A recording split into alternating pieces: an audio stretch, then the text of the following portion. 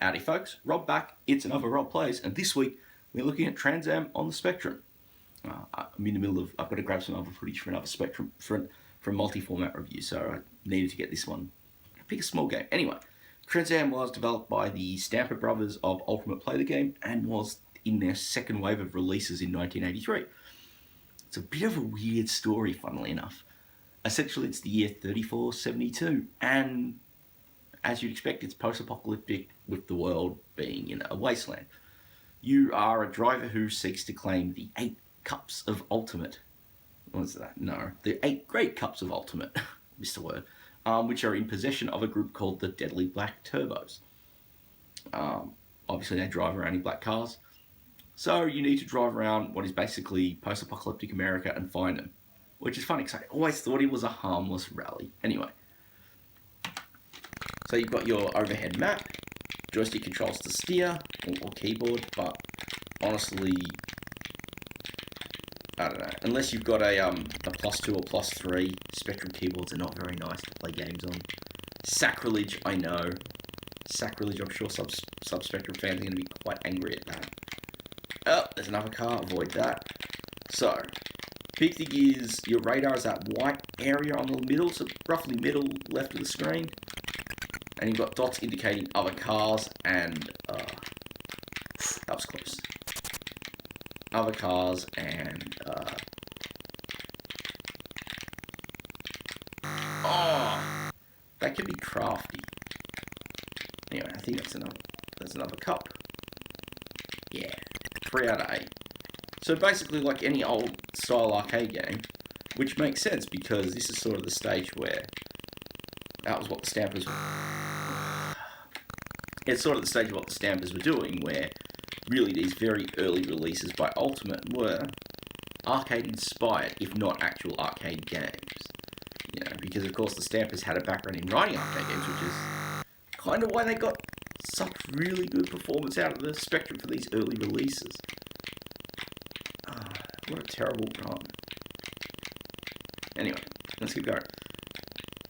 And this is kind of where, in a way, the game falls down for me. The radar doesn't really do a good job. Let's have another go because that was actually rubbish.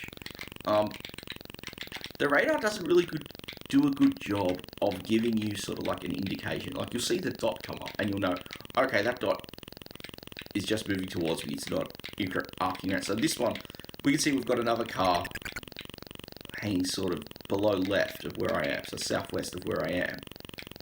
And it's sort of on my tail. And we know we've got another cup coming up here. It's nice, and we've got to go get some fuel because we're running low. And this is one of those things where it's like, I think the concept of the game is interesting. You know, it's sort of basically a twist on Rally X of all things. But at the same time, the stuff that makes it, and it's sort of annoying because it's like, the actual game plays well. I think the controls handle really well. The game doesn't slow down much. The scrolling's pretty smooth. It's technically pretty cool for 1983 standards. But at the same time, you know, sit down and play it and it's like, these little things sort of limit it a lot. It isn't like Jetpack in that it's a true timeless classic. Anyway, we've got 4 out of 8. Yeah. Of course, the reason I haven't been driving at full speed the whole time is when you get your speed up above 400 and into the red, your temperature starts going up. And so it's okay to use it as sort of like a quick boost to get away from the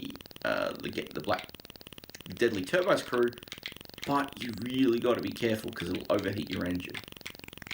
And the game actually doesn't give you any head up for when your temperature is critical. It's that third gauge under your fuel. So you'll drive along, you might be driving a little too much with the turbo on, and boom. Which, truth be told, I think is kind of rubbish. I mean, it's an interesting little game. I mean, I don't think it got onto Rare Replay. I could be wrong. I don't have an Xbox One, so if I did, I would have grabbed it, but oh, that was close. Alright, let's keep... Oh!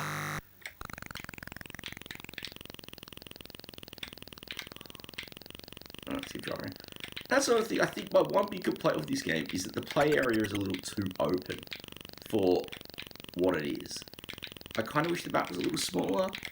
because it's just so aimless. Like, either the map were a little smaller, or there would be more help in terms of finding the cups. Because, you know, in Rally X, there is you've got a pretty decent little map that sort of points out, oh yeah, just gotta go here, just gotta go here. And yeah, it sort of becomes that maze chase. And here, it's more a case of you're driving sort of like on a wild goose chase, and then you find a cup, and then you can go for it. I guess I kind of wish the radar had a bit more range to it. Oh, and that meant I could have fallen off the eastern seaboard there. Oh well. And up the southern coast.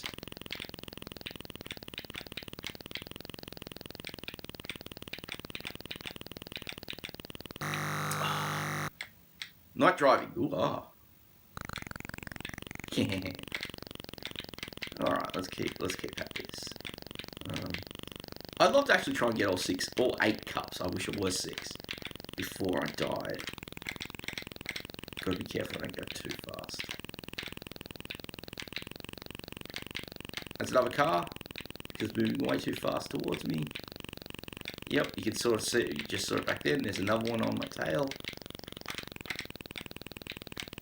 That was close. Oh, no. Alright. I mean, yeah, design-wise, I think it's sort of, like, it fits the arcade vibe. I mean, it is designed for a 16K Spectrum after all. But at the same time, I just feel it could be really tuned, which is a shame. Because it actually feels very nice to play. I know it's not Jetpack, and I'm sure probably a lot of other people would say that. But it's not a bad game in its own right. Just a little more limiting. And so I hope you enjoyed this one. I know some of you don't like Spectrum games. I have a fondness for Uncle Clive's little box. So, hope you enjoyed this one. As always, love to hear your thoughts and comments and stuff down below.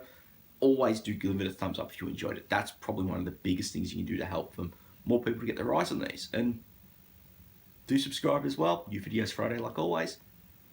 Thanks again for watching, and I'll catch you all next time.